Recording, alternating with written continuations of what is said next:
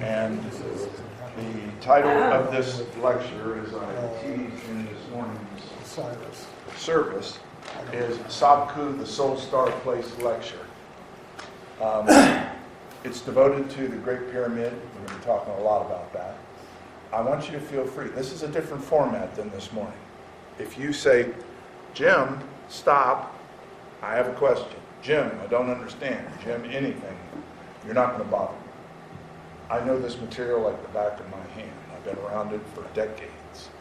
So, if you want to stop, we stop. If you have a question, okay? I'm happy. Don't think it's like school where you got to wait till the end to take a test. I mean, we're here to enjoy and be interactive and to learn something that you hopefully haven't had a lot of experience around. Okay? Anything anybody particularly wants to say before we get started about the Great Pyramid? Anything? Because this one is devoted to that. How long are we going to last? What time we're out of here? When you tell me to shut up. Well, that's I'm the kidding. problem. Hour and a half, maybe. Okay. Ish. Yeah, 2 hours tops. Okay. 2 hours tops. tops. That's all I got to say. I had a question kind of left over from this morning. Which Sure. is the symbology of the scarab beetle. I've seen the wings of Isis imagery where there's the wings of Isis and then the scarabs in the middle there. It's instead of just the disc. Well, the scarab actually is an amulet, and it was worn by the priesthood to ward off evil spirits, sort of the way the evil eye is in Turkish culture. Oh, okay. It's the same concept. The closest to it in art is the Japanese concept of a netsuke. Oh, okay. You know, where they would wear a netsuke, and they collect different versions of it. Scarabs are revered in sacred mystery schools because it's basically a beetle. Yeah. And it collects Dung. and it creates something much bigger than itself, and it successfully pushes it to the place it wants to do. It's to let us know that nothing in the physical can we not accomplish if we want to accomplish it. Okay. If a beetle can push something 10 times its own weight, we could too. Which is dung. Which is dumb. Yeah. I mean, I could imagine. They really admired the scarab for what it could do. Okay? So that's what a scarab is about.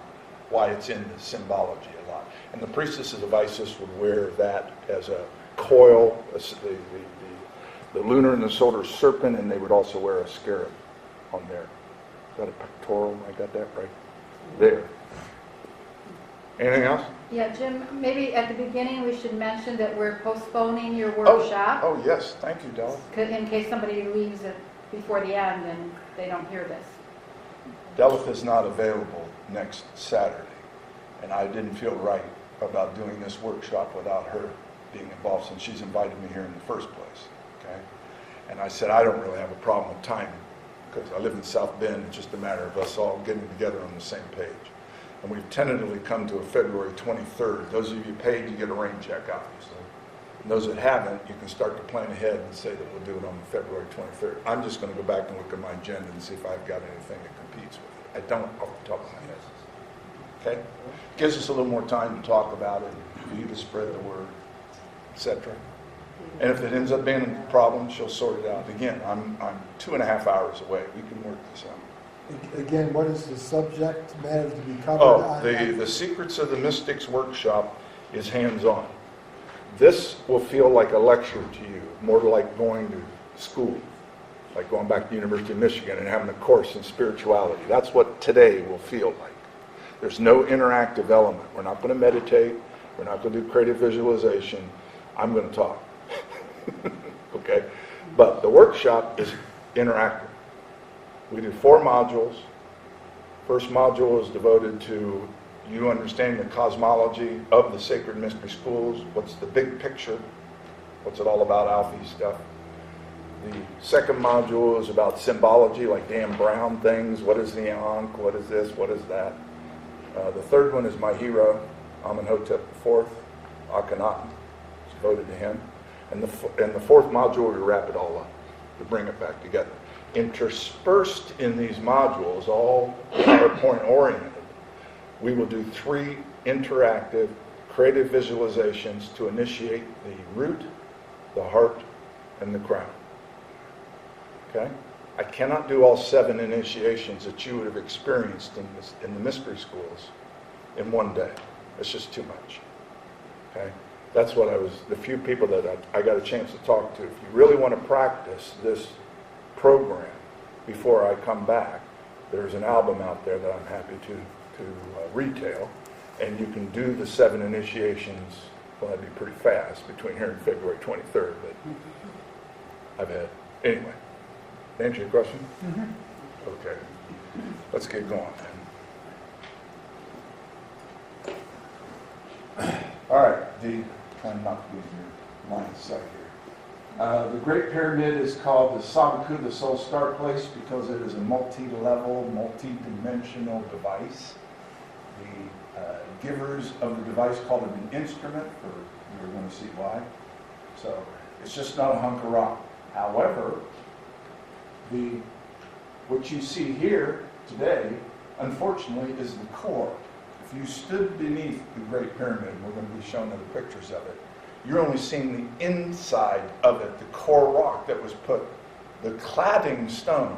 The beautiful Herodotus saw this in the 4th century BC, before it had been destructed, and he said it was a gleaming, white, covered by hieroglyphs pyramid, 436 feet up into the air, and you could see it 50 miles away in the sun. The Arabs came in the 6th century AD and said, hey, wouldn't that stuff make nice mosques? And they copied every bit of it. You can actually go see the rock and the cladding in the Grand Mosque and in the souk underneath Cairo when you walk around. They had no appreciation, the Arabs, for this culture. To them, it was to be destroyed. Okay? Are there drawings of it? Are there what? Drawings of what it used to look like? The drawings of what, ma'am? What it used to look like with the white on it. Well, only the explanation of Herodotus. What I just talked about. There is no drawings. No. Unfortunately. Okay. The world famous Great Pyramid was called Sabkhu, a soul start place, by the Egyptian mystics. Mystics believed it had many purposes. It served as a house of initiation, a power plant to produce and transmit a form of energy similar to electricity, and quite possibly was a stargate for the most advanced mystics to commune using the system of what we call astral body now, with higher mind-body-spirit complexes across the universe. Now, I referred to this gentleman when I was, this morning, he was my pickle or mentor. He's the one that showed me the light, literally, made me move down this path. And I owe a lot to Dr. Hakim. When he had 2 degrees in archaeology and in spirituality, 1 degree from the University of London, so this was a pretty smart guy. Okay? But by the time I met him, it was late in his life, and he was back wearing the apparel of the peasant in Egypt. It's called the Galabeya. That is what someone with no money, in other words, would wear. And he was no longer wearing Western suits and Western outfits by then, when I was working with him. But much of what we know about Sabkhu has been handed down to people like him through oral tradition, and the wisdom keepers call themselves the Sejdi, which is Old Egyptian for rejuvenation, change, getting rid of one old body and changing to another. That's why they revere the snake so much, because the snake loses its body in regular periods and rebirths itself. So if you're into rebirthing your personality, your soul, your existence, you are a Sejdi.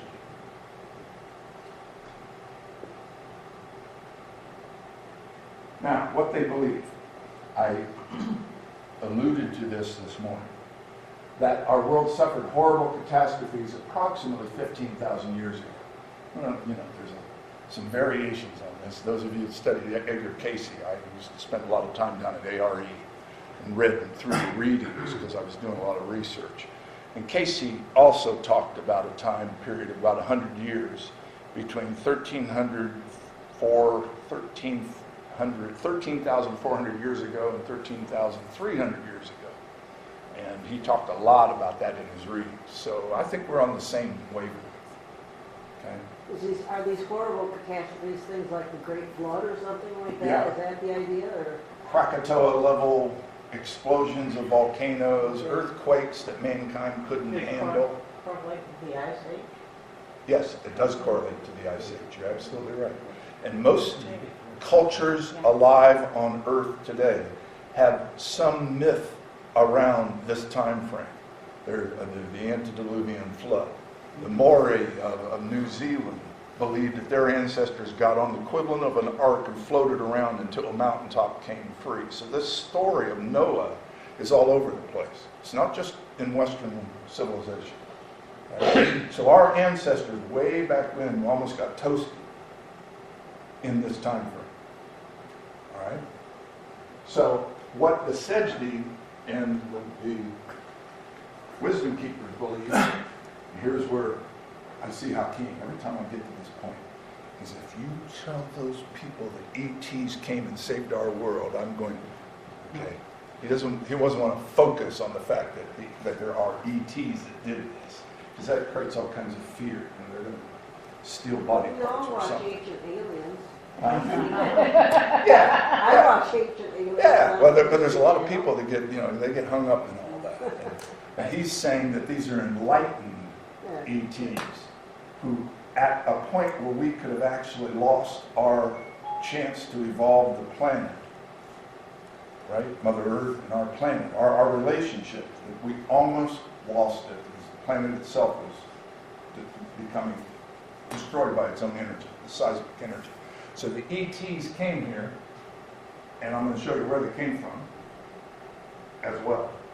And they worked with the most advanced of the indigenous and created the sacred mystery schools.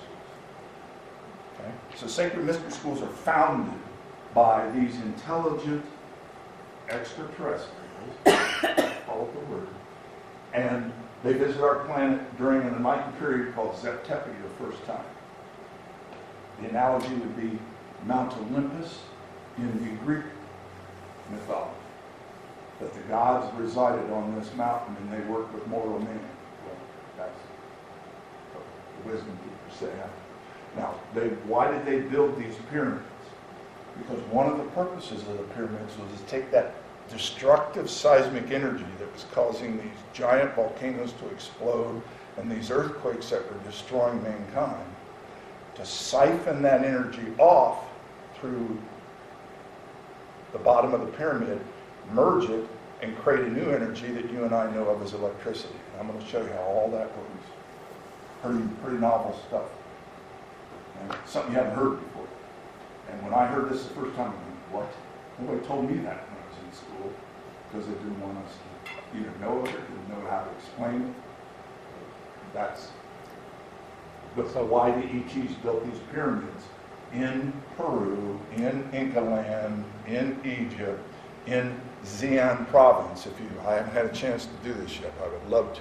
The Chinese are just starting to open up their western area next to Tibet, where there are pyramids bigger than the Great Pyramid of Giza. And probably in our lifetime, they're going to make those tourist traps like everything else and collect some money from us to go there. But apparently they're there, and most of them have been buried underground. So there's a pyramid field like Giza with lots more pyramids in China. And in Bosnia, they're about ready to find, they found pieces of some too. Sorry. Are these pyramids, are they all in the ley lines? Are they all? Yes, they are all on ley lines, to answer your question, yes. Which nobody's connected. They don't talk about that, archaeologists, because they don't care about ley lines. That's spiritual talk to them. That's woo-woo to them, so they don't want to go there. You talk to archaeologists, they don't like woo-woo, I'll clue you. I've had my chance to talk to them. How does the man-made pyramids connect in with the ones of Egypt and other ones around the world? They are the exact same thing as long as they're made out of monolithic rock. If they're made out of mud, they're probably later. But if they're made out of true rock, the pyramid itself, and it has a true pyramid shape. Made out of copper and glass. That only replicates the effect of a true pyramid. But I'm talking about the ones the ETs built with their indigenous. Those were designed to be like power cramps, like San Onofre, to create power and to get rid of this destructive seismic. They had a function where they built them. Okay? The pyramids in Tenerife, they have a whole wall with pictures of. Exactly. I've seen that. I've seen that. It's amazing, isn't it? Yeah, our planet is full of anomalies that archaeologists can't explain. Don't ever believe they are like completely knowledgeable about this. They don't. Some things they don't want. The Victorians believed that the Great Pyramid was based on the Bible. That shows you how far we've come. Okay. I see the law of one mentioned there, and I've Yes. read the raw material in 2 different books Right. as they describe themselves as a social memory complex, Correct. an evolved social memory complex that came to help Yes. and helped us. So that's related to the same It is. material. Okay. It is. The ETs that I'm going to introduce to you very shortly are children of the law of one, which was Casey's description of what they should call themselves. Oh, my. Children of the law of one. So if you merge Casey's concept to the wisdom keepers of Egypt, they feel the same. So I've just picked up on that. And you're right about the raw books. They're great for all of them. Really, really impressive. Anything else on this before I move on? You get the idea? In other words, these pyramids were built into true shape out of stone to accomplish a task, which is to save our planet from destroying itself with seismic energy. But could you talk a little bit about ley lines? Because I've never heard that before. Okay, If the it's sacred not mystery schools taught that there is inside the human being 3 different things. There is the Ba, which is the soul, that survives our bodily death. Okay? The Ba. And that's a little bird in their symbology. So the Ba, once our body expires, the Ba trips out and goes wherever it feels like, all across multi-dimensions. And that's why they mummify the bodies, because the Ba one day will remember it used to be inside the body, and hopefully it will come back and rebirth. That's why there is mummification, to be exact. Once again, you've been told a lot of malarkey about that. That's why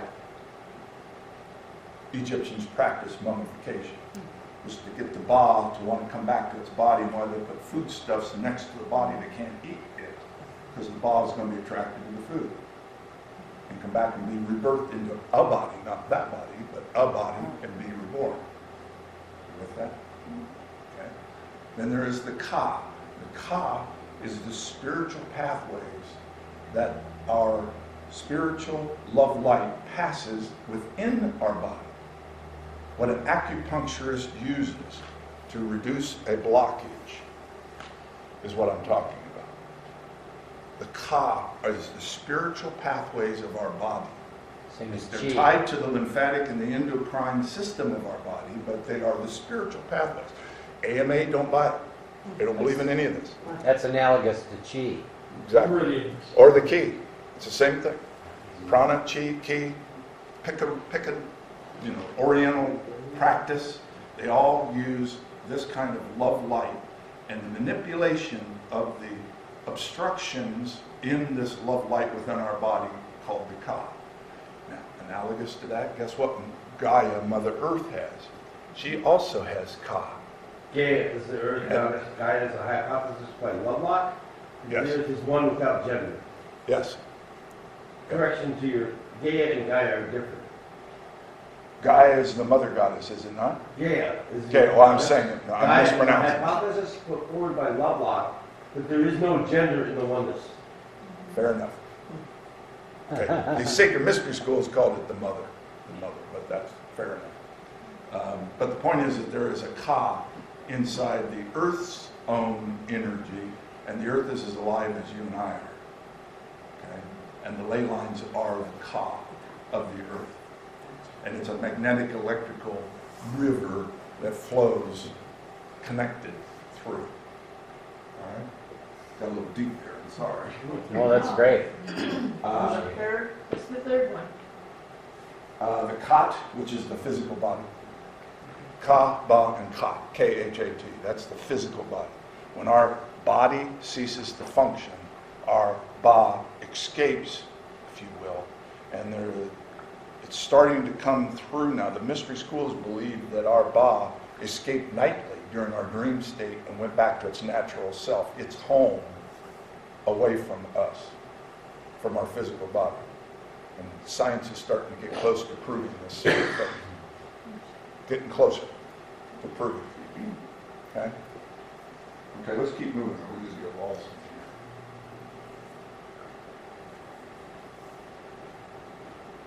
Okay, just the basics of it. Sabkhu is 481 foot tall, including the missing capstone, which I'm going to talk about. There's 201 courses. A course means from the bottom of the piece of stone to the top of the piece of stone. Most of the courses are about 5 feet, but there are some that are 8 or 9 feet. It's real hard to climb them. They don't like that. I tried to, and I got jumped about it. At its base, the perimeter is 3,023 feet. Total square footage is over 13 acres. Over 6 million tons of rock are in its construction. And the alignment to the cardinal points, north, south, east, and west, is only off 1 centimeter. 1 centimeter. You can't even make your fingers create a centimeter. These are not Cecil B. DeMille Aborigines that built this place. Okay? They didn't get whipped to death. They used as technological devices as we can imagine to build. So the alignments are true north. True north, true south, true not east, magnetic. true west. Not magnetic, true. Wow. Now, this is an example of what it looks like. You can buy this slide. This is a course that goes around the entire Great Pyramid. And it uses basalt stone right there. The course is about 4 foot high. Basalt stone is some of the hardest stone known in creation. There's only one thing that we can cut basalt stone with today, and that's a laser. How did they cut so much of that stone that they went around a 13-acre construction that went up in the air? Herodotus went across it at night. The priest came for him at midnight, and he said it was like walking across a starry field to the biggest star of all. So they wanted you to have that feeling when they built it the first time of walking in the stars. So they put basalt with mica embedded in the basalt, which would shine in the moonlight. Isn't that cool? Mm-hmm. But just the notion of how they did this is like amazing.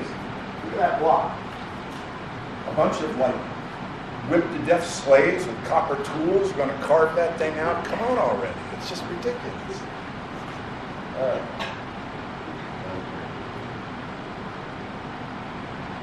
So, as I was just saying, it goes around. It's one of the hardest rocks on Earth. The builders have used must have used a laser-like technology to cut and dress the stone. Herodotus visited, escorted in the dead of night. Said it's walking amongst the stars. Now we're getting into the ETs now. If this is an aerial view of the Giza Plateau, archaeologists tried to convince us that 3 generations of Pharaoh built these. That it was Cheops, Khafre, and Menkaure. Grandpa, dad, and grandson over a 80, 90-year period. Whipping slaves to death, of course. That's the archaeologist's point of view of how these got created. There's a couple flaws in that analogy, or that theory. Grandpa might have made the biggest one, and the son might have made the next biggest one. But why would the third one, the grandson, most powerful pharaoh of all, make one exactly a third to the size of Grandpa's? Why wouldn't he build one 3 times bigger, 100 times bigger? He had enough slaves. Where's the logic in that? Okay? Also, if you look at what's called the declination, this to this, that should have gone out in there somewhere. It's built off center. The third pyramid does not line up to the other 2. Nobody's talked about that. This is a shot from space. So the small one in this picture would be the sun's? The smallest pyramid is called Ben-Curé today by that pharaoh built, and it's about a third of the size of the largest. Is that what you said? No, it's just, it looks like the father and the son here are more lined up with the grandpa. Yeah. The father and the grandpa and fathers are lined up. The grandson is not. Little one. That's The little one. Little one is a grand. The little one. Little one is the grandson.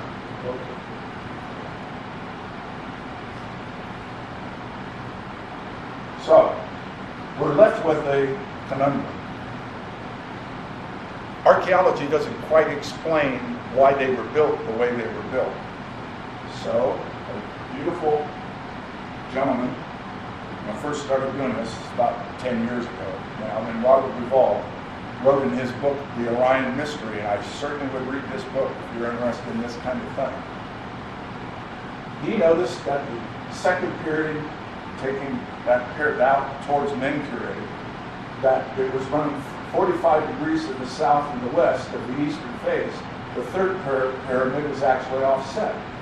So he did a star map of it being offset. And what did he discover? That the belt stars of Orion do exactly the same thing. Exactly. To the degree. El-Nitak, I'll probably get the names wrong. El-Nitak and El-Nilam are in direct alignment in the sky, but the other one is slightly off and looks just like what the three pyramids on the ground. Casey also talked about this and said that the Giza at one level is left as a signpost when we are ready to tell us that there are enlightened beings on our galaxy that are ready to communicate with us. So they left, not only was it functional to build electricity and all that, but they purposely built it a certain way so we might figure it out someday what it's all about. Why would it mimic exactly the belt star of Orion, which is their home? If not. It's a rhetorical question, I don't have an answer, but it makes sense.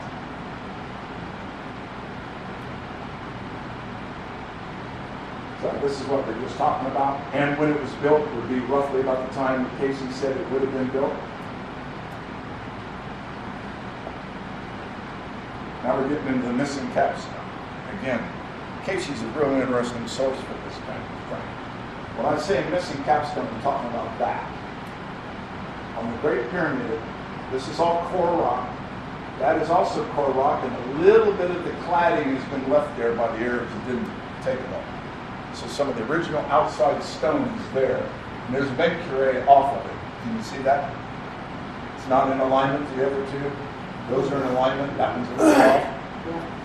That little one back there would be a queen or a king. Everybody, like in Scotland when you go to a church, there's all kinds of people buried as close as possible to the church. People that when they expire want to be nearer to God consciousness, so they got buried next to the pyramids if they could afford it. It has nothing to do with the construction of the pyramid. All right? Now, this has been missing ever since recorded history. The capstone is gone. So the last 26 feet by 13 feet is missing. It's the capstone. The modern day Egyptian government has built antenna to go up to show you where it would have been there.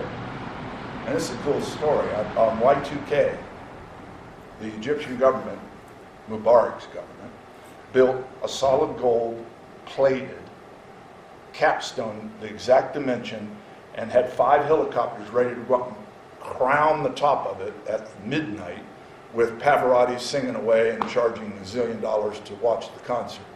Okay? And they practiced for 2 days ahead of time. True story. Lifting it up, putting it there. The night of the concert, midnight, Y2K, 2 of the helicopters wouldn't start. 3 couldn't carry it up there. Take that for what it's worth. So they never put it up there. Sits in a garage, sits in a warehouse today, from what I've been told.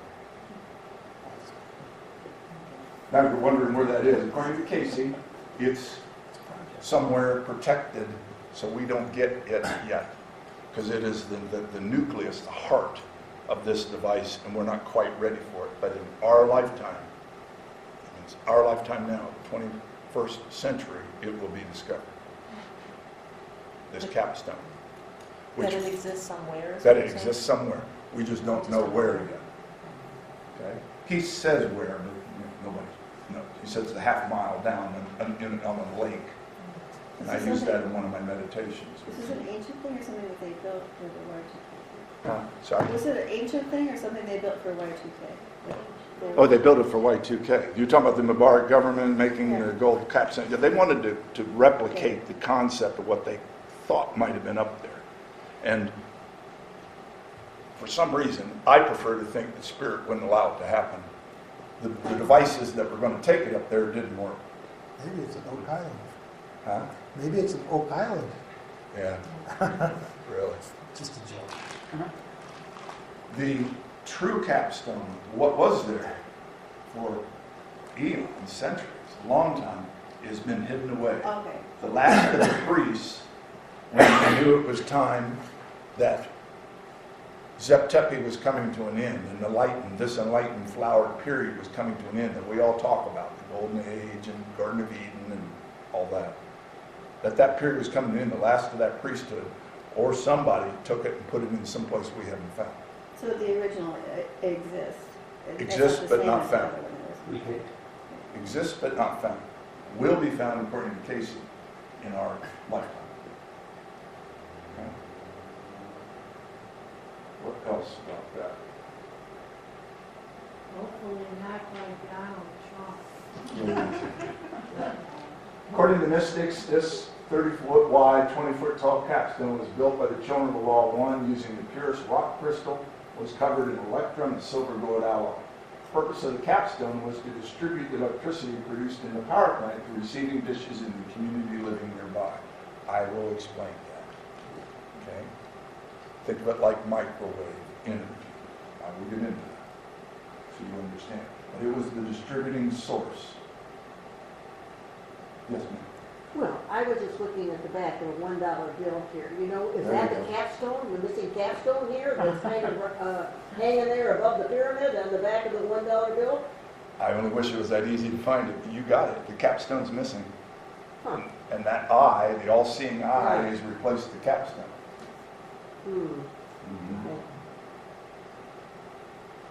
Okay. It's interesting that our government or the mint or whatever chose that particular. Well, our government are Freemasons, and that's a Freemason Okay, system, all right. symbol. That is one of the most potent symbols of Freemasonry that you're showing. Okay? And our founding fathers, if you didn't know it, were mostly Freemasons. Like the Most true of the- pyramid is living the true life, you know. and Most of our presidents have been too. Also. since then. Yeah. Also true. Yeah, absolutely. All right, now we're going to get into a little bit about piezoelectricity now, because this is getting into another level of what this was about. We use piezoelectricity today in nearly every device that we have. My watch uses a crystal that expands and contracts and creates a very small current of electricity that powers this. Okay? The LED display on a television set, the individual cells and the whole entire raster uses this idea of compression expansion to create a electricity that you and I would call static electricity, like me walking across here, that's static electricity. That compression is called piezoelectricity. Okay? It's another form of electricity. We don't use it as much because we use a different kind of electricity through power lines. This kind of electricity was part of the system of some of our most important scientists that were told not to do this anymore. So, we're going to do that. So, piezoelectricity is derived from the word piezo, which means to squeeze or press. Crystals, these crystals are highly desirable for transmitters, quartz timepieces, crystal displays. They're useful in the imaging of ultrasonic sound, generation of high voltages, and optical assemblies such as MRI. So, all of these things we use in our culture today in mass quantity. So if we use it today, and they're as smart as us, why wouldn't they have been able to use it? That's one of the reasons. So the Egyptian mystics were masters at producing piezoelectricity. The crystal-infused igneous rock used in Sabkhu is highly piezoelectric. The king's chamber, queen's chamber are made out of extremely dense rock from the bottom of an ocean that were 70-80% crystal infused.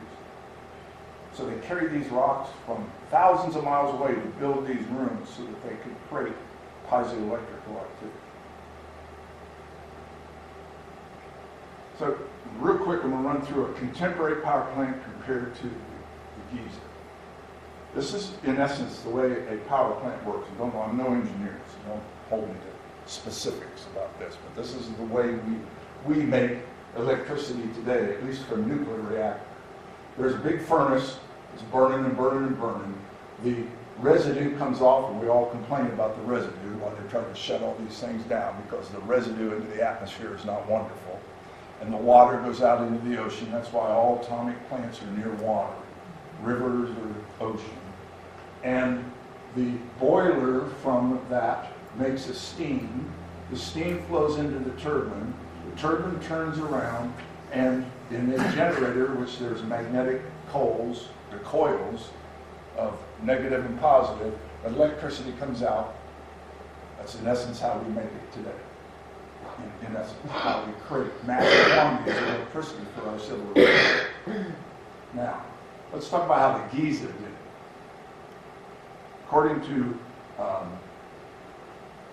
Christopher Dunn, and again, if you're an engineer, a civil engineer, or you like engineering stuff, read his book about the Giza power plant. It is really fascinating. Even if you're not an engineer, it's fascinating. Okay? But the book suggests as a theory that the Great Pyramid built over the top of these ley lines with all the destructive seismic activity acts as a seismic tap to take the seismic energy and run it up through the corridors. I'm not going to spend a lot of time to talk about what they are, but this is the big one there. And that one's called the Grand Gallery, which we'll see pictures of soon. And the Grand Gallery's function was to turn in a car, was to take the energy that was seismic, that was magnetic, and turn it into acoustic energy, an kind of energy. And once it got converted into that, then they ran it into the king's chamber so that it would get all that granite, all that crystal energy, all thumping and moving and creating electricity. They got sent up to the top through the capstone and out to the local public, who could pick it up by a microwave dish. If we can do it, why couldn't they? That's what Tesla was working on. Exactly. But it was just high frequency. Like we had 60 cycle power. Right. But if it's like 20,000 cycles, it can be transmitted through the air. Or ground. And picked up. He theorized you could have it go all the way through the ground. Maybe, but picked up I in think China. it would dissipate in the ground more. Yeah, this is true. But the point is economically, it never made sense because it couldn't be metered. Con Ed and the crowd couldn't figure out how to charge for that kind of electric. Well, it also has a lot of biological consequences. Okay, fair It's enough. destructive to your biology if you're in the pathway. That would not be good. Yeah. All right, let's keep moving. So that the shape of the device, a pyramid shape, as well as the way the chambers were positioned, converts Earth's vibration into electricity ultimately, and this, as you just said, is Tesla's contribution. I don't know if you've heard about this, but the newest discovery, first discovery in over 100 years, is they found a chamber above the grand chamber by using photons or something like that blew there. And apparently it's the mirror image of the grand gallery. It's about the same size. So it probably had something to do with positive and negative to create that conversion. It's really interesting. They took these really sensitive photo plates, and because certain types of gamma ray radiation is always coming from space, the photo plates developed the voids because the rock wouldn't conduct. You know, it's like an X-ray. The denser rock absorbs more of the gamma rays, and then where there's a big void in the chamber, more of the gamma rays come through. And they had to have these plates in there for like 3 months with no vibration to get them. Is that right? Even Now, that I didn't know. Yeah, Oh, that's cool. and yeah, it's a big deal. But the theory is that their function, that this missing room, there's no access to this room. And in essence, there was supposed to be no access to this entire instrument except for initiation. So they had to sneak up through a way for the priest to get them from subterranean up into there, but they shut the device down. It wasn't making electricity at that time. The rest of the time, nobody was to have access to it because it's like an atomic reactor, except not being dangerous like that. Okay? So I only whipped this in here just so you could see the main features. This is a subterranean chamber. You're not allowed to climb down in there. This is the well. Nobody knows what that is, but according to the wisdom keepers, that's how they did initiation in the king's chamber. This is that green gallery we were just talking about and having the new chamber above it there.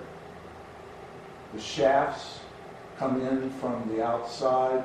This shaft going into the queen's, and this shaft going into the queen's chamber. And again, these were called queen and king because nobody knew what to call them. The Egyptians didn't leave us words for it. Right? They do not go all the way out, and that's the part they can't explain. The shaft stops about a foot beneath the perimeter on those, but the king's does. They go outside. They open to the outside. Nobody knows why. Okay? There's a reason, obviously. A lot of things still to explain. This is a very advanced culture that built this. That's all I'm trying to get across. This is the niche in the Queen's chamber. When I bribed the guards, I got a chance to be a half an hour in this chamber, another half an hour in the other one. And the thing that's most monumental about this one is this niche in the wall. I forget which side of it, but it goes up taller than a man, and it looks like it was cut corbel, like this, and this, and this, and it was like a device went in there. Something was in there that disappeared. Because nobody would cut that wall like that for no reason. Okay? Something was in there in the Queen's chamber. And his theory, Dunn's theory, is that they put a hydrochloric acid down the Queen's shaft into the Queen's chamber and turned it into a gas. And then that was mixed with the seismic and sent into the grain gallery, which was converted to acoustic. Now, that's his theory. Nobody really knows. And that's what it looks like. This is a picture of the grain gallery. We are standing at the very top here, looking back down to where we just walked up. And this goes up, I think, 40 feet up in the air. I remember where. Okay? And the really cool part about this, at least for me as a novice, I'm inside the king's chamber, down in here, if you will. And I'm meditating. I can hear people talking at the entrance to the pyramid, a football field away. The acoustics are that good. I could hear the words. It's like, wow, that's amazing. I mean, it's no accident that the acoustics are that good in here, because it had to be about moving acoustic energy. The Great Pyramid. So the Grand Gallery has no parallel on any other structure on Earth. Sound originates, is focused directly into the granite complex known as King's Chamber. This miracle of architectural acoustics doesn't seem to contradict conventional theory. Because if you ask an archaeologist, bottom line, what is the Giza Plateau and what is the Giza Pyramid? It's a tomb to bury an egomaniac king pharaoh. That's what they'll tell you. And you look and you say, are you serious? Number one, where's the body, dude? You never found anything in there. There's never in a true pyramid anywhere in Egypt, one with a point made out of rock, have they found a body, a mummified body. Never happened. Yes? I believe in one of the last sarcophagus When they opened it up, didn't they find it full of flower petals? Is that right? Oh, okay. That would make sense. That would be very logical. The point is, they're not tombs. And we've been fed this malarkey that they're tombs. Just because the Greeks got all confused by the out-of-body experience and the priests coming back alive, after they've been buried in this thing for 72 hours, that just freaked them out. It should be a dead man. So they didn't know what to say about it. So now all we can do is deal with tombs and dying. Just way too much of that. I won't get too deep into this, but again, this is Dunn's theory. There's a gentleman in the late 19th century called Helmholtz, invented something called Helmholtz resonators. And I like the theory he wanted to identify frequencies in music and other complex sounds. So he replicated those things in these round containers made out of brass. And he could make them resonate together and create more than a chord, but a different kind of energy, if you want to look at it that way. Okay? And as a result, the Helmholtz resonator forces the source to generate a greater energy output. Basically, the music creates an energy. Does inside out too for that. So the Dunn's theory is that the Grand Gallery was once covered by these, and I'll show you an illustration, but excuse me, get that too quick. That the Great Pyramid's Grand Gallery was covered by these Helmholtz resonators from the bottom to the top to create a perfect octave of acoustic energy, and that they could choose whether they want to send like middle C into the King's Chamber to do something, or they could send E in there, or whatever they wanted to do. So this was the heart of the device, and he uses as his theory to support it. When you walk up those stairs now, you see 27 of these identical holes, which is right there and right there, across from each other. So that's where he thinks they were planted. But since they were made out of organic material like wood, they decay. So theory, it's an interesting theory. So he theorizes there are 27 slots, and that it traverses to convert the seismic energy, the airborne sound, the angles of the walls and ceiling focused, mix the hydrogen gas produced in the Queen's chamber directly into the King's chamber. That's his theory of how it made electricity. And that's his illustration of it, of those Helmholtz balls, if you will, that could create energy sources from lower to the higher, so that seismic energy mixed with hydrogen gas was sent through here and converted into acoustic sound. Now, when Dunn did this picture, he didn't know about this extra room that they've just discovered above, this extra chamber. So his theory still needs to be adapted. But it's an interesting theory. Again, I'm back to the point. I'm not trying to prove anything except that this didn't bury some egotistical king. That's all I'm trying to prove. But that's just ridiculous. And according to Casey, there was a great explosion inside the King's chamber once upon a time. The operators must got a little high on Ripple or something one night. Weren't watching their dials too well, and there was a nuclear or something explosion that was so powerful you can still see the scorches today. Those are on the ceiling today. So if they were using hydrogen, they could have had some. They were using hydrogen, they could have had some serious problems. Oh yeah, I would say you're right. I'm being facetious. I'm sorry. Something happened that wasn't wonderful. Yeah. And in fact, in the King's chamber, it was such a powerful, it moved up one of the walls 3 inches. Such a powerful explosion. Imagine the weight of all that rock. They had to plaster it up for the tourists. You can see it.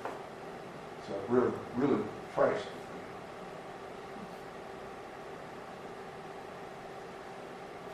Get back to that. Now we're getting into the King's chamber. This is the transformative part. The gallery created the acoustic, then the acoustic was funneled into here, actually it comes in through right there. That's the coffer, the sarcophagus, compared to the walls. Okay? Just to give you the feeling. Now, a couple of points about this. King's Chamber measures 10.45 meters in length by 5.2 meters wide by 5.8 meters high. It's made entirely of a pink granite brought up from Aswan, which is 1,000 miles away, because that was the bottom of the ocean. And it's highly crystal pink granite.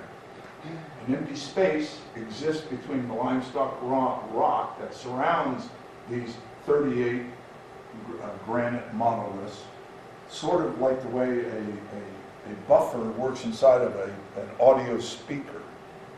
Okay? So it kind of floats, the King's Chamber. The rock that surrounds the monolithic pink granite feels like a woofer. It's designed to absorb sound. That's why when I was in there going, oh, nothing came back. Which, even in here, I can hear alms start to come back. Not in the King's Chamber.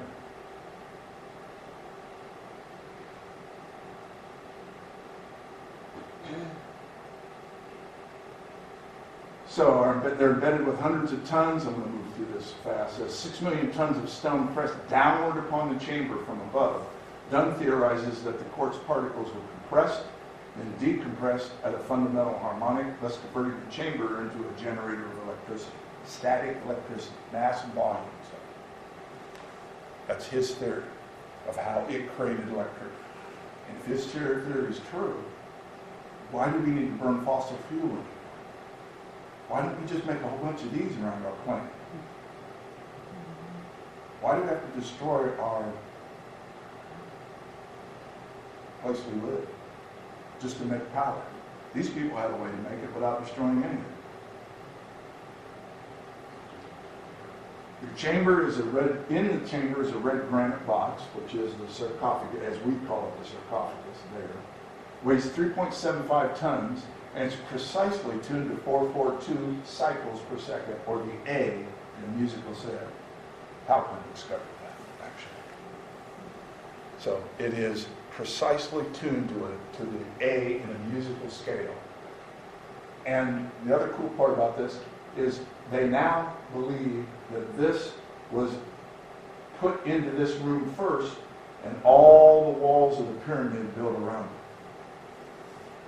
Because it cannot fit through any known way to get into the King's Chamber. It's too big. It doesn't come up through the Grand Gallery. It doesn't go through the door into the King's Chamber. It's too big. Let alone weighs too much. Now, here's another very, very cool thing. Those who study Bible. The dimension and volume of the Ark of the Covenant, as described literally in the Bible, fits perfectly inside the sarcophagus in the King's Chamber, within a ½ inch. The Ark of the Covenant described in the Bible fits perfectly into the King's Chamber, quote, sarcophagus. That can't be an accident. It just can't be. What does that mean?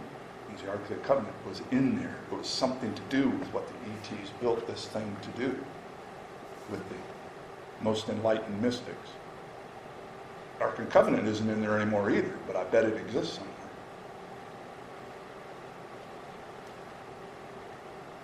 Now, Dunn has a big explanation of what he thinks the Ark of the Covenant is. I'm going to move into a sentence there. He believes that it was an electric generator that discharged over 500 volts, which would kill somebody to be too near it, which is why they used it against their enemies on the Exodus. Now we're getting near to the end. Now we're in the King's Chamber. That was the coffer. All of these monolithic stone above it, there are 5 of them, as you can see. Some of those weigh as much as 200 tons. That's a whole lot of rock. Okay? The unusual feature is that the bottom of each one of these rocks is perfectly dressed and perfectly flat, almost like a mirror. Top of the rock, they didn't give a darn about it. It's all, cut your hand going over the top of it. I had a chance to crawl over it. It's all rough. They didn't care. Because it has nothing to do with the movement of the piezoelectrical electricity. It's that bottom of each one of them. So everything is going crazy down here. All this piezoelectrical action is happening here. It's getting those monoliths all to start to resonate in an order to create the magnification of that piezoelectrical energy.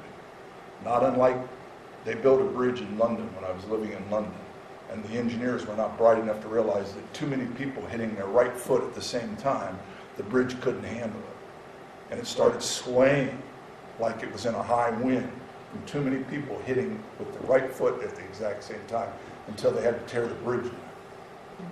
This is today. Okay? So this concept of what these monoliths do is the energy would move, the piezoelectric would move here, it gets stronger, stronger, stronger, stronger. You're going to be head up to the top of the pyramid through the crown here. So his theory is that this, what they call the relieving stone in the king's chamber, was to accentuate the piezoelectrical until it could be so powerful that the capstone could distribute it.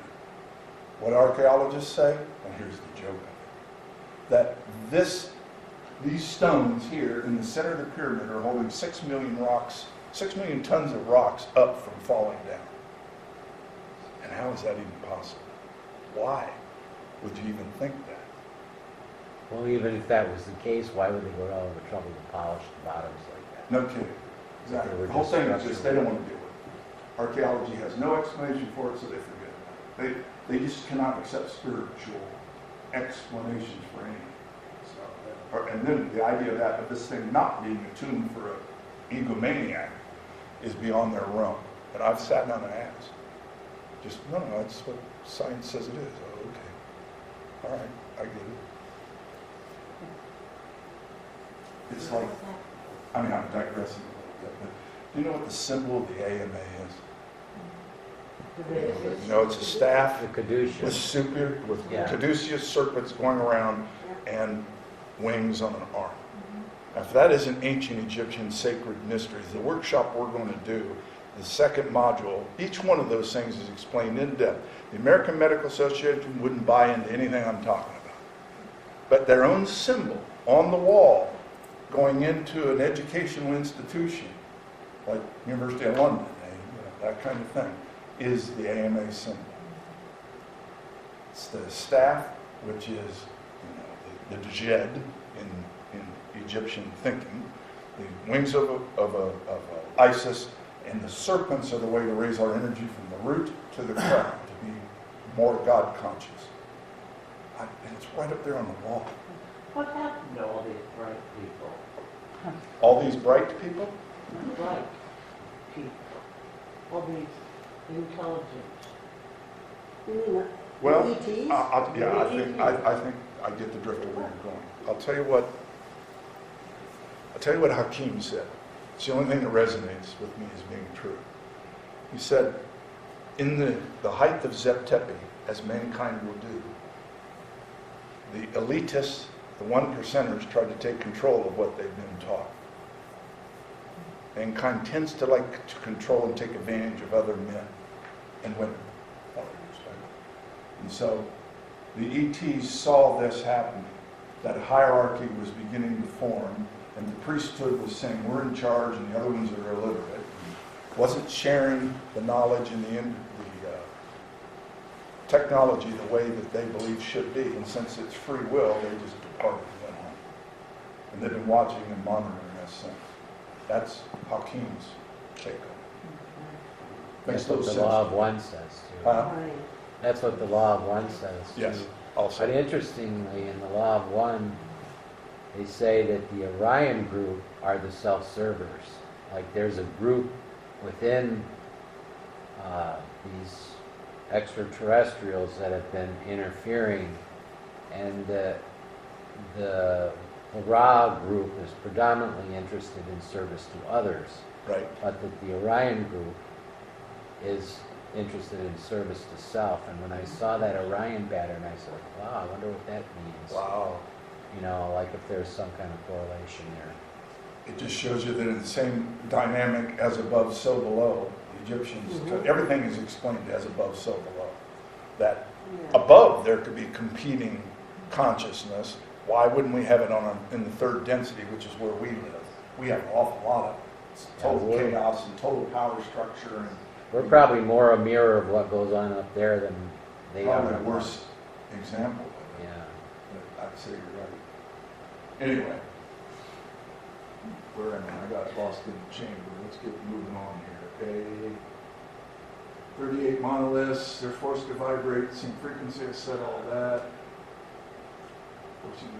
So the A, everything is moving through, the A is just getting more and more and more powerful. There's 442 and it's heading up towards the 5 beams, I've said all that.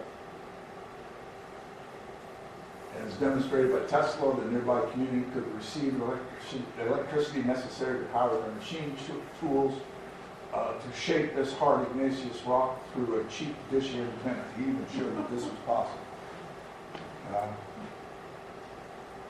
Like in the British Museum, they show you a vase there with a neck that's only about a quarter-inch round. It could not have been turned on a potter's wheel. And it's made out of basalt stone. Only a laser could have done that. Okay, what kind of technology existed thousands of years ago that had laser knowledge to create lasers? Somebody pretty smart. Certainly not getting beat to death by, see my theme going back to what we're all told, the poor slaves got beat to death by Cecil B. DeMille, kind of. Just isn't real. It reminds me of the game that I lived in Ireland for 5 years. And when you went down to the castle in Limerick, where the Blarney Stone exists, the joke of the Blarney Stone, to kiss the Blarney Stone, you have to get down on your knees and stick your butt up in the air to kiss the Blarney Stone so the person behind you is seeing your you-know-what. That's the joke.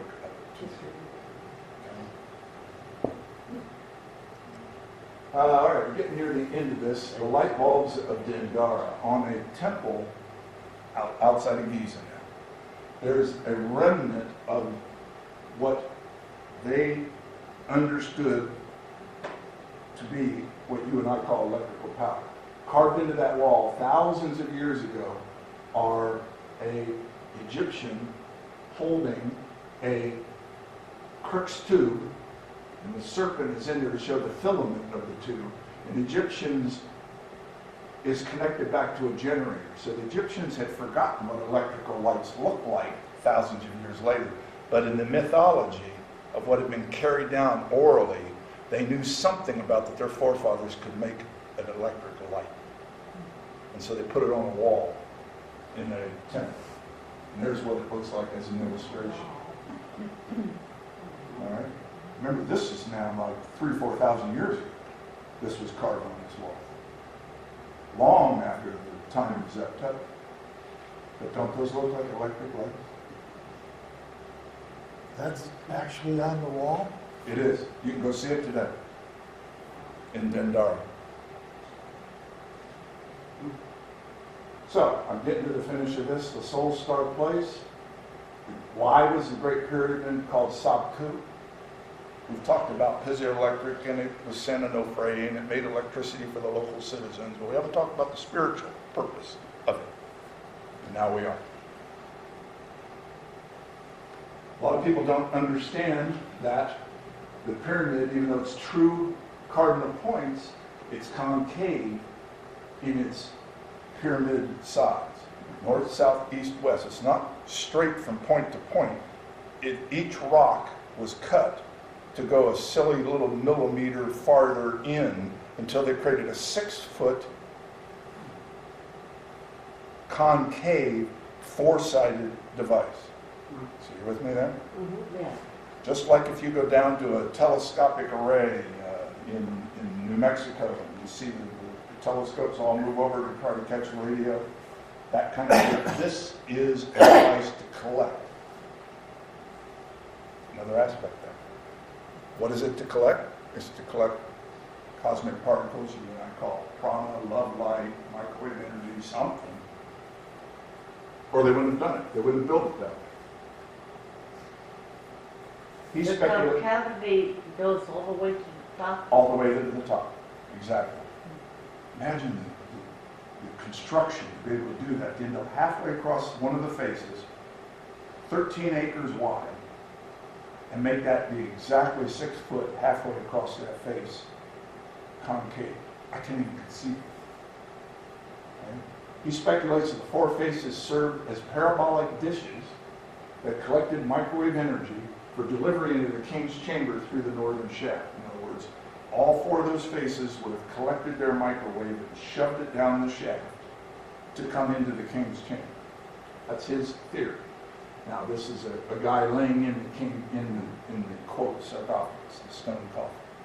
It is a little small for a grown man. I'm 6'2", and I had to put my knees up a little bit. But if you were about 5'6" or 5'7", you could lay down flat in there. Okay? And this guy's waving to a CD or a slide you could buy. But over here on the north face, there's an opening where the north shaft has worked its way all the way through the pyramid and avoided a lot of things like the Grand Gallery. And it comes in there and passes like directly as a line to this box. So the famous pyramid text, there is actually you can pay your guide and you can go in there. And the Pyramid of Unas, U-N-A-S, which is in the field around Zoser in Sabkhu.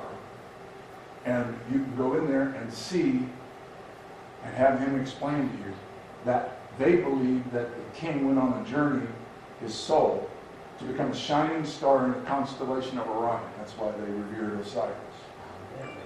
Okay? And could this be the memory of a journey that the mystics actually made during Zeptepi in their, quote, astral body? Well, let's see. Tantalizing clues hint to this. Again, all this microwave energy is coming through here, and it's exiting through here. From the north shaft is made instant upon the north face, right there, of the granite box, which would have dramatically increased the oscillations in the box. The box would have become very, very, very powerful with all this microwave energy hitting the box. It would create an energy. Huh? Why didn't it cook him? Well, he's an avatar priest. Supposedly he can figure out how to handle that vibration. We have echoes of that in like our Star Trek movies and things like that. If you weren't ready for it, it would burn you out. And you wouldn't, make it. The point is, they spent their life knowing how to align themselves to this kind of energy, if you're buying the theory. So the southern shaft, in other words, it came in the north, came through here, the avatar priest is in this box, the energy is coming out through this, the southern shaft, and the southern shaft, and here's the cool part. So the mystic is laying it deep. The southern shaft, out of that area there, right there, is aligned directly on the belt stars of Orion. So the astral body of the mystic could thus be directed towards Orion to go visit consciousness in Orion.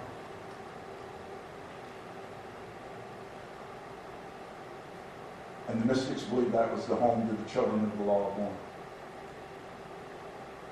So the alignment can't be a coincidence. Once again, way too many coincidences here not to be something. Does there have to be a specific day when the alignment occurs? In roughly the year 13,400, give or take several hundred years, it's perfect alignment. Okay? Now, 1,000 years later, it's not in alignment anymore, so I don't know what that means. Maybe it was because it was only designed for that time to be used in that way, so that the avatar priest could travel, or maybe the ETs went back and talked to Uncle Joe back in Orion. I don't know. The point is, it's from that time.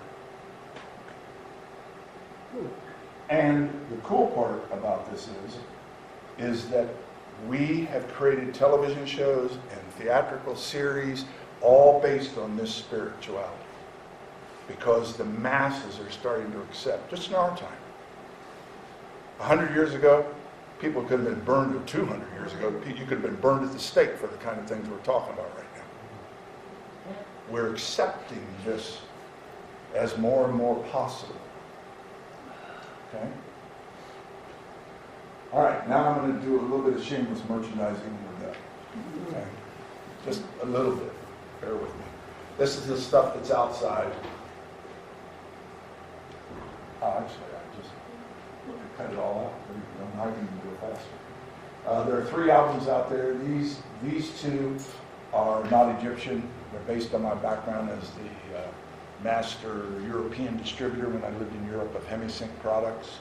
This album here, the blue one, works in accelerated beta, and its function is to help with focusing, memorizing, helping with short-term memory loss, and giving you a quick power nap in the day when you get tired. Okay? So people that buy this album use it they put focus on because they want to work on their hobby better, their flowers. They want to be no monkey brain, I want to do this, and I want to do it well. They listen to Super Study Focus for that. For half an hour, you'll be like a laser beam on task with that. This one here, Total Relax, is a different color because it has a completely different mix of binaural beating and asynchronous sound, and I'm going to bother to explain all that to you. But basically it's designed to be alpha, theta, and delta. It's about meditation, relaxation, and getting a better night's sleep. That's the second album. The last album, which is the Egyptian wisdom we've been talking about. For those of you that, if we do this on February 23rd, you can't make that, or you'd like to practice with this material, you'd like to do it beforehand, or you just want to do it on your own speed, the 7 initiations for the 7 primary chakras are included in that album that I've created. It's my version of what you would have been taught during the year at that particular temple for that particular initiation. There's some other things I threw in there from my Monroe days, like how to program your dreams and things like that. But that's what that album is about. If you really have a taste of this, say, wow, this is cool, I want to start doing it, you can do it on your own. You don't need me. So if we pay $45 for that, we don't need to come to the next lecture, right? Well, I would hate to see you not come in, but I like the group dynamic, but there's some truth in what you're saying. I like the group dynamic when we do a meditation. Because you're only going to do 3 chakras anyway, right? That's true. I can't argue. You're such a bargain hunter. She's a sharp lady. She's a sharp lady. Because she's right. Buy the books and material. Yeah. She's right. All right, that's it. Wow. That's it. Thank you. You're welcome. We have a couple minutes. I would love to answer any questions you want, and I'll escape over to the Shameless Merchandising Headquarters. I just have a question about Yeah. the missing cat. Missing cats. Yes. You want to know where that is? No. Oh. I mean, we're going to find out sometime in my lifetime. I hope Yep. I hang on for Yep. a while. Me too. Okay, but the missing cat, do we assume that the extraterrestrials have put this somewhere? Or I would say that's a very logical answer. because No proof. nobody else is going to be looking Casey is that the only off? source for all this, and he just says it's down a half mile down beneath the plateau, surrounded by a lake, and the lake replicates how mankind lives in the ooze and the ick and the chaos, and it's on an island he calls the Island of Truth, and the pyramid is built there, like up top a half mile above it, and on top of that is the capsule. That's what he says. And I knocked off all that and made it in my first creative visualization if you buy my album. It's actually in a papyrus called the Turin Papyrus as well. So I fell in love with that whole notion of that. And so when you do the visualization to do the heart energy meditation, that's what you're going to listen to, is you're going to go visit that. Okay? The Island of Truth in that lake. Anything else? I heard a number of years ago that when they find some missing chamber related to pyramids, that all this ancient knowledge would be there on CD. You ever heard that? On CD. I like that. That's shameless merchandising. I wish I had that CD to see. Now, I'll tell you what Casey, again, going back to Casey's, he believed that when the, quote, ETs were leaving, and that they knew that the dark times were coming, not unlike the Roman civilization falling apart, and we knew we were heading into hundreds and hundreds of years of darkness before there would be light again.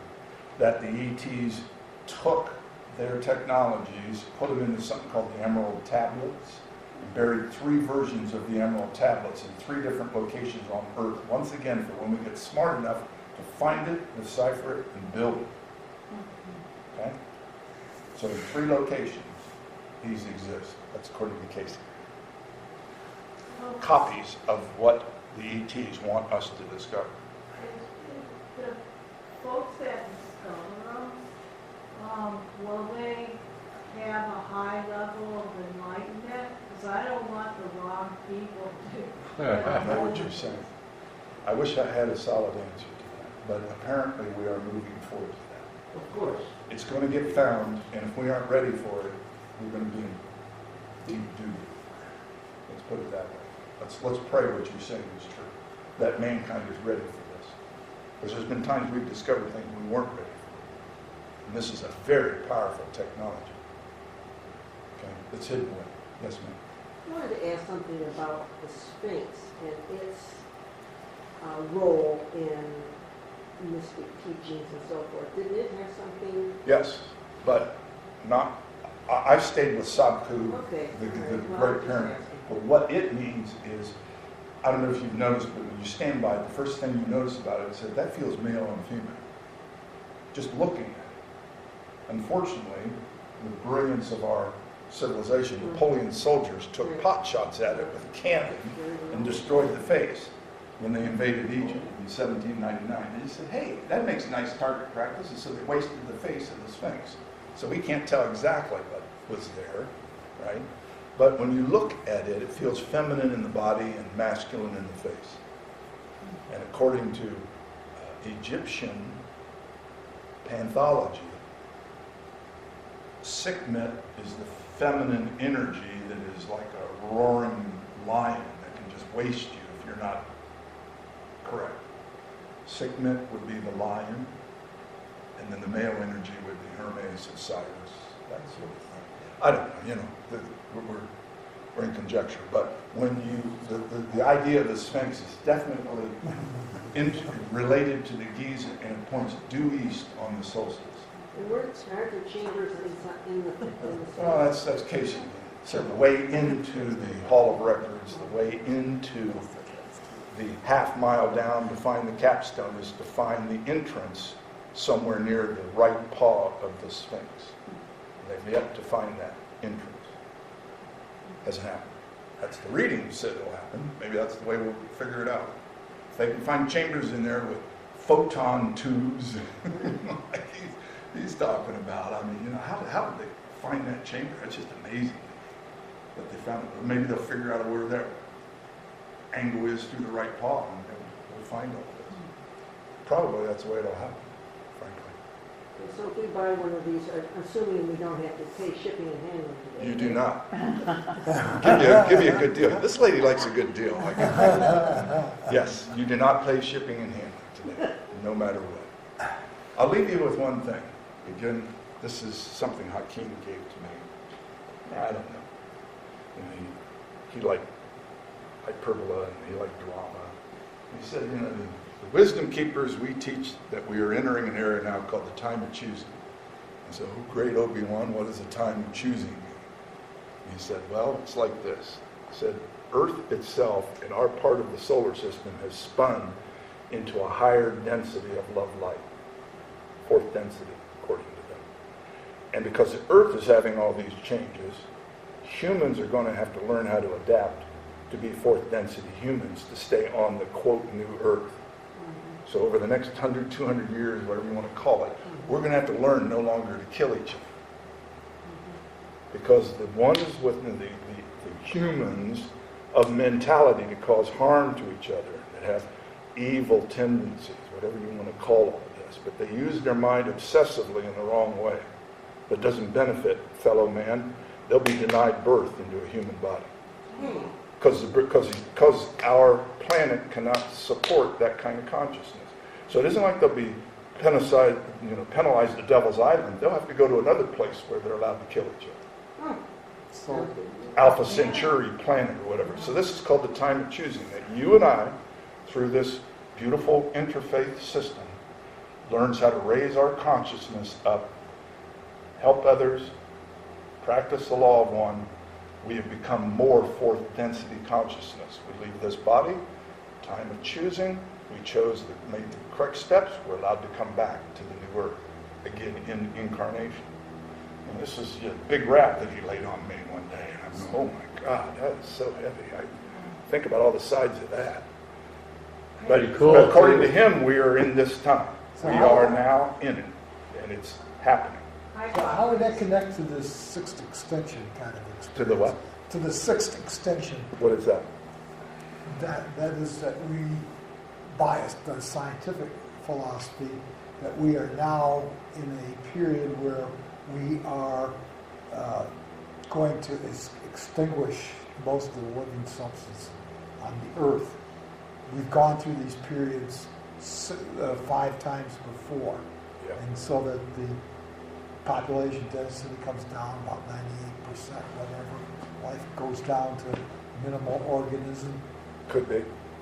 So There's a lot of anomalies that are really unexplained, and you can't even get your finger on a hand on them.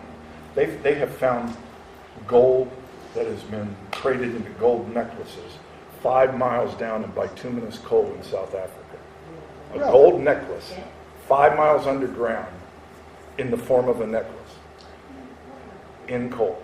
no, Yeah. Why? How'd that happen? So, what you said is probably true. That we've had so many cycles of this up, down, maybe it's what it's all about. I mean, you're getting real deep stuff now. that's the point. We are in the sixth one Yeah, it could be. Could be. that we can figure I've out. always told people that when I get reincarnated, this planet is such a mess, I don't want to come to this planet. But this planet of love that's coming up, I won't have to go to a different planet. If only it was true. But we have karma. We create karma in our lives. And sometimes the karma is good, sometimes it's not, and there's payback either way. You've created something in this life, and it's going to be in some future life. You're going to pay it forward, pay it for it, take your pick. And so we keep reincarnating because, as Casey put it, because he likes to smoke cigars and eat steaks. I love that one. I got it. But it's tied into karma. And we can say, oh yeah, I don't want to come back, but I'm not sure we get much choice in the matter. You must be a steak when you got that. Exactly. There's another, like I hear that definition of karma all the time. Yes. To me, that's like the popular culture version, because really underneath of that it's just the same as the law of inertia. It's energy in motion. My actions today predict what's going to happen tomorrow because of my habit pattern. Yep. And I'm the one that caused. I'm not going to be punished in the future. Now, I don't There's like that no word. retributing force that's going to make me atone for my mistakes. It's just a consequence of my actions. You Yeah. know, and I'm at cause in any minute to wake up to that pattern that I'm creating. Yeah. There's so much liberation in that, I think. Yeah, and that's why all of our esoteric philosophies, I took self-realization fellowship when I lived in Paris, and I took correspondence courses, and you did 72 exercises with your hands and your feet, and just to get yourself ready in the body to do spiritual work from Paramahansa Yogananda. And the more I did that, the more I'm saying, okay, there's something to all of this. All these things tie in together, and it's sometimes impossible to know how they fit. Very well. That one was great. I don't see that gold chain. Yeah, that's pretty cool. Look it I up wanna on see Google. it. It's on, How do just you use the Google. reference of it? Just Google gold chain discovered South America 5 miles down in bituminous coal.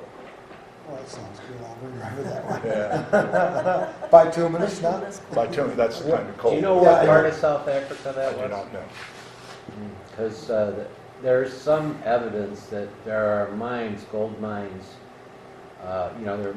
Some of the biggest gold mines in the world are in South Africa. Yes. And some of the oldest gold mines, the gold robbers that are robbing those mines, they're so big and cavernous, they live in them year-round, Wow. in the little rooms that are miles down, Wow. right? And people smuggle food in exchange for gold. And that's how they make their living. And there's mines, little mines, all around that date back. They can't even date how far some of these mines go back. Now, but And there's theories that extraterrestrials. yeah, I was going to say were mining there. Sitchkin is all about that. That there was a group of extraterrestrials that really coveted gold, and they forced into slavery. What talks about this? Ancient aliens on the Oh. History Yeah, Channel. that's- Oh, I haven't watched that. Show. I'm Yeah. sorry. How do they do photosynthesis down there? That's a good question. You mean, How do you do what happens to the photosynthesis? body when it lives down there a No, long time? I mean, you need sunlight photosynthesis to, Well, you could take vitamin D. no, that's not the answer. Resonate the light that we are. Yeah, there you I go. like that answer. All right, any last questions? I'm going to escape out there. Any last questions about anything here? I've enjoyed it. I love doing this work. It's really cool. Thank you. I don't Thank get you so enough much. chance It's a lot of to fun. do it. So, I'm looking forward to it back.